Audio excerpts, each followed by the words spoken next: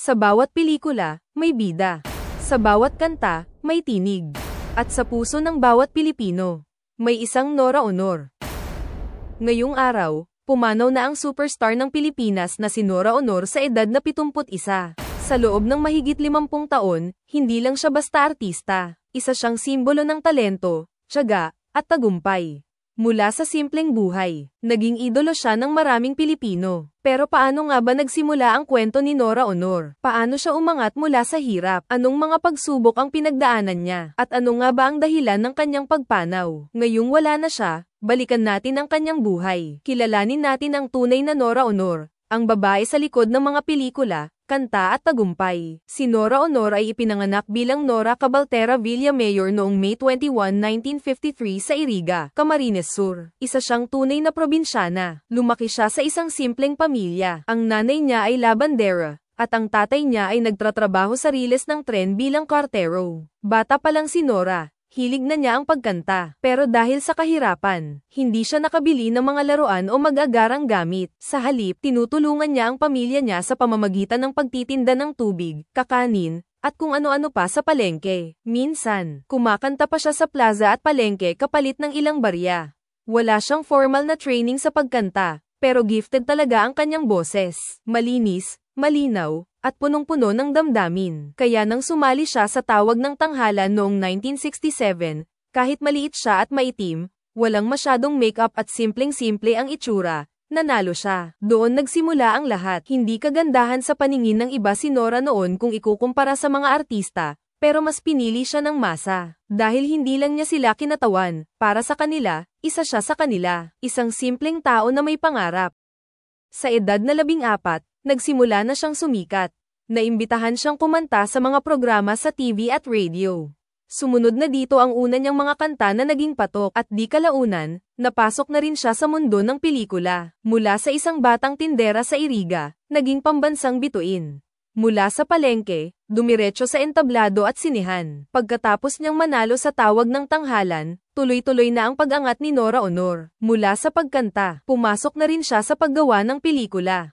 Noong dekada 70, unti-unti na siyang kinilala bilang isa sa pinaka-importanteng artista sa Pilipinas. Pero ang totoo, hindi naging madali ang pagsikat niya. Maraming duda sa kanya noong una. Maliit, morena, at hindi ang typical na itsura ng artista. Pero lahat ng iyan ay pinatunayan niyang hindi hadlang sa kanyang natural na galing sa pag-arte. Unti-unti niyang nakuha ang loob ng masa. Nagsimula siyang makilala sa mga pelikulang love story, lalo na nung itinambal siya kay Tirso Cruz III. Ang tambalan nila ang isa sa pinakasikat sa buong bansa noon.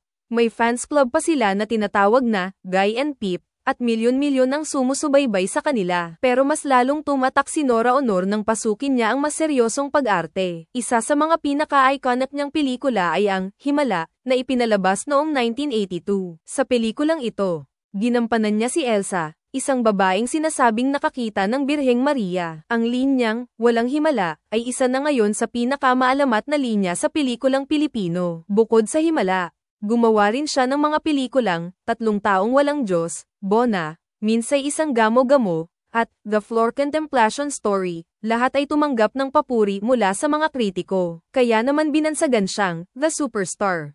Siya ang unang aktres na naging ganito kasikat at minahal ng masa. May sarili siyang fanbase, mga album na mabenta, at sunod-sunod na blockbuster films. Hindi lang sa Pilipinas, nakilala rin si Nora sa ibang bansa. Nanalo siya ng mga international awards at naging kinatawan ng sining Pilipino sa mga international film festivals tulad ng Venice, Cairo, at Tokyo. Sa kasagsagan ng kanyang karera, ang pangalang Nora Honor ay naging simbolo ng isang artistang mula sa masa, para sa masa, at minamahal ng masa. Isa siyang alamat na nilikha ng talento at tiwala ng sambayanan. Kahit superstar na si Nora Honor, hindi naging madali ang lahat para sa kanya. Katulad ng maraming sikat, dumaan din siya sa matitinding pagsubok sa buhay at karera.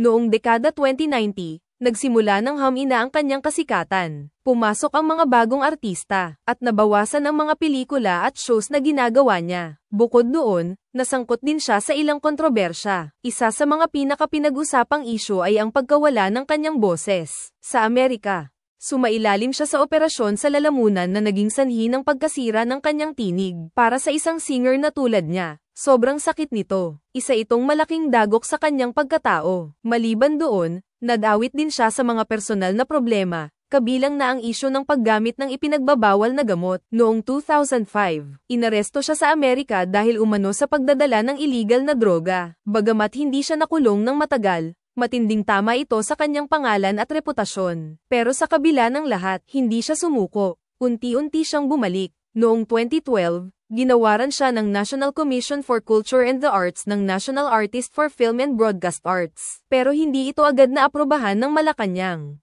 Maraming natuwa, pero marami rin ang nadismaya nang hindi siya pinayagan ng dating administrasyon. Pero noong 2022, sa ilalim ng bagong pamahalaan, sa wakas, kinilala na siya bilang isang pambansang alagad ng sining. Isa ito sa pinakamataas na parangal na pwedeng matanggap ng isang Pilipino sa larangan ng sining. Sa dami ng pinagdaanan ni Nora Aunor, hindi may kakaila na napakalaki ng naiambag niya sa industriya ng pelikula at musika sa Pilipinas. Unang-una, ang kanyang mga pelikula ay hindi lang basta aliwan. Marami sa mga ito ay may lalim, may aral, at may tapang na ipakita ang tunay na buhay ng karaniwang Pilipino. Mga kwento ng kahirapan, pananampalataya, sakripisyo, at pagmamahal sa bayan. Hindi na mabilang ang mga awards at parangal na natanggap niya. Maraming artista ngayon ang nagsasabing inspirasyon nila si Nora Aunor. Kahit mga sikat na aktres tulad ni Vilma Santos, Judy Ann Santos, at Eugene Domingo, lahat sila ay humahanga at nagpapakumbaba sa harap ng isang tulad ni Nora. Hindi rin matatawaran ang koneksyon niya sa masa. Kahit anong estado ng buhay mo, may pelikula o kanta si Nora na tiyak mong mararamdaman. Kasi siya rin, galing sa hirap, kaya alam niya kung ano ang totoo. Hanggang ngayon, pinag-aaralan pa sa mga film school ang kanyang estilo ng pag-arte. Hindi siya yung tipong sumisigaw o madramang sobra. Simple lang,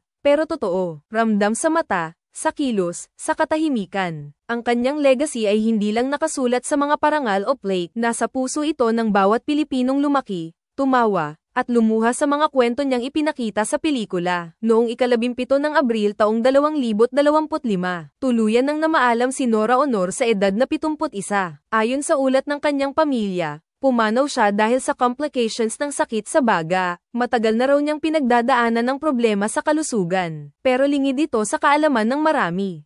Tahimik ang naging laban niya sa sakit. Ilang taon na rin siyang hindi aktibo sa showbiz, at ayon sa mga malalapit sa kanya, mas pinili na lang niyang mamahinga at mapalapit sa pamilya. Sa mga huling taon niya, naging pribado na ang kanyang buhay. Pero kahit hindi na siya madalas makita sa telebisyon o pelikula, hindi siya nakalimutan ng mga tao. Tuwing may parangal, may selebrasyon, o kahit mga simpleng pagbabalik-tanaw, palaging binabanggit ang kanyang pangalan. Ganoon siya kalalim sa puso ng bayan. Nang mabalita ang kanyang pagpanaw, bumaha agad ng pakikiramay sa social media. Mga fans, kapwa-artista, at mga simpleng tao, lahat nagbigay pugay. Marami ang nagsabing bahagi na ng kanilang kabataan at buhay ang mga kanta at pelikula ni Nora Aunor. Ikaw, ano ang pinaka-maaalala mo kay Nora Aunor? E-comment mo na yan sa baba at pag-usapan natin.